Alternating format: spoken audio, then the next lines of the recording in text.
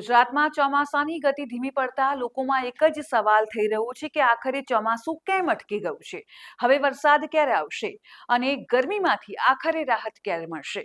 જો કે આ વચ્ચે જે હવામાન નિષ્ણાંત અંબાલાલ પટેલે ચોમાસાની સ્થિતિ અંગે ખાસ આગાહી કરી છે. શું છે એ આગાહી? એ આપને હું જણાવીશ. નમસ્કાર, આપની સાથે હું છું ભાગ્યશ્રી.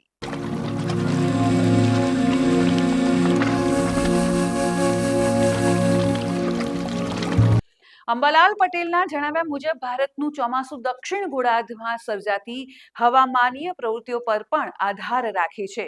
જોકે આ વર્ષે પેસિફિક મહાસાગરના નીનો 3.4 વિસ્તારમાં દક્ષિણ અમેરિકાના પેરુ નજીક અલ નીનોની સ્થિતિ પણ વિકસિત થઈ રહી છે.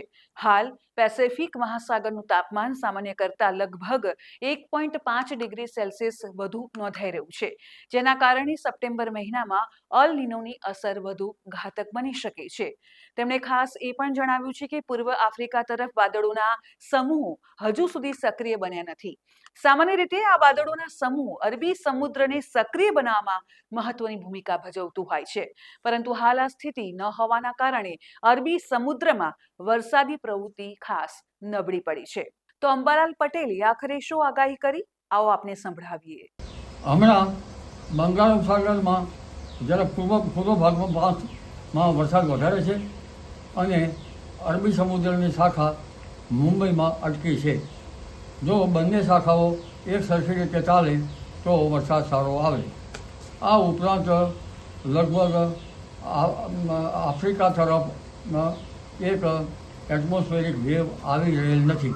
કદાચ જૂનના પાછલા સપ્તાહમાં આવી શકે અને એટમોસ્ફેરિક વેવ એમ જેવો જુલાઈ માસમાં પણ આવવાની શક્યતા છે. એટલે ચોમાસું ધીરે ધીરે સક્રિય થાય. મુંબઈ તરફના ભાગમાં ચોમાસું 15 જૂનથી 18 જૂન વચ્ચે કદાચ સક્રિય થઈ શકે, પરંતુ મુંબઈમાં વરસાદ થવાનો શક્યતા 23 જૂનમાં ગુજરાત તરફ વરસાદ થવાની શક્યતા રહેશે અને આજથી 19 જૂન વચ્ચે મૃગશીર્ષ નક્ષત્રનો વરસાદ ગાજવીજ સાથે સૌરાષ્ટ્રના ભાગો, દક્ષિણ સૌરાષ્ટ્રના ભાગો, પશ્ચિમ સૌરાષ્ટ્રના ભાગો, ઉત્તર ગુજરાતના ભાગો, પંચમહાલના ભાગો, કેટલાક મધ્ય ગુજરાતના ભાગોમાં ગાજવીજ સાથે પવનની ગતિ સાથે વરસાદ થવાની શક્યતા રહેશે. તેમજ લગભગ 23 જૂનથી 26 જૂનમાં ગુજરાતમાં વરસાદ થવાની શક્યતા રહેશે. 27 જૂનથી 28-29 જૂનમાં મુંબઈ મહારાષ્ટ્રમાં ભારેથી અતિ ભારે વરસાદ થવાની શક્યતા રહે. 29 જૂનથી 7મી જુલાઈ વચ્ચે દેશ સહિત ગુજરાત ભાગમાં સારો વરસાદ થવાની શક્યતા રહે. આદ્રા નક્ષત્ર બપોરના ભાગમાં છે, એટલે પરંપરાગત જ્ઞાન પ્રમાણે ઘાસચારણની પર ઓછી થાય. અંબાલાલ પટેલના જણાવ્યા મુજબ જુલાઈ મહિનામાં 2 થી 4 તબક્કામાં વાદળોના સમૂહ ભારત તરફ આગળ વધવાની પૂરેપૂરી શક્યતા છે. જો અરબી સમુદ્ર અને બંગાળની ખાડીના પવનો એકસાથે સક્રિય થશે તો ગુજરાત સહિત દેશભરના અનેક ભાગોમાં સારો વરસાદ થઈ શકે તેમ છે. હાલ મુંબઈ નજીક ચોમાસાની ગતિ અટકી ગઈ હોવાનું પણ તેમણે ખાસ જણાવ્યું છે. ત્યારે તેઓએ કારણ જણાવતા પણ ખાસ ટાંક્યું છે કે અરબી સમુદ્ર પૂરતો સક્રિય નથી અને બંગાળની ખાડીની સિસ્ટમો પૂર્વ ભારત તરફ કેન્દ્રિત છે. ત્યારે આ સ્થિતિની સૌથી વધુ અસર ઉત્તર ગુજરાત અને મધ્ય ગુજરાતમાં જોવા મળી રહી છે. અહીં ભેજનું પ્રમાણ ઘટ્યું છે અને વરસાદી માહોલ નબળો પડ્યો છે. ઉપરાંત અરબ દેશોમાંથી આવતા ગરમ અને સૂકા પવનો પણ ચોમાસાને નબળું પાડતા હોવાનું તેઓ માની રહ્યા છે.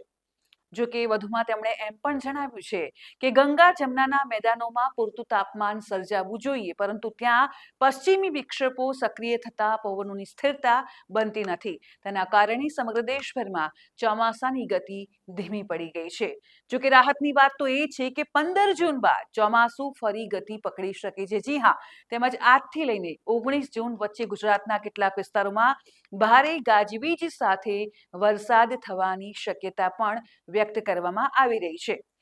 ખાસ કરીને દક્ષિણ ગુજરાત અને દક્ષિણ સૌરાષ્ટ્રના વિસ્તારોમાં સારા વરસાદની સંભાવના તેઓએ વ્યક્ત કરી છે. જો કે વરસાદ પડતાની સાથે જ લોકોને ગરમીમાંથી રાહત મળશે. તો હાલ ચોમાસું સંપૂર્ણપણે અટક્યું નથી, પરંતુ હવામાનના વૈશ્વિક પરિબળો અને સાથે જ અલ નીનોની અસરના કારણે તેની ગતિ ધીમી પડી છે. હવે સૌ કોઈની નજર આગામી દિવસોમાં બનનારી નવી વરસાદી સિસ્ટમ પર રહેશે. આવી જ હવામાનની મહત્વપૂર્ણ અને વિશ્વસનીય માહિતી માટે લલકાર ન્યૂઝ સાથે આપ સતત અમારી સાથે જોડાયેલા રહેશો. રજા આપશો. નમસ્કાર. આપના પોતાના પ્લેટફોર્મ લલકારને લાઈક કરો, ફોલો કરો, સબસ્ક્રાઇબ કરો અને શેર કરો.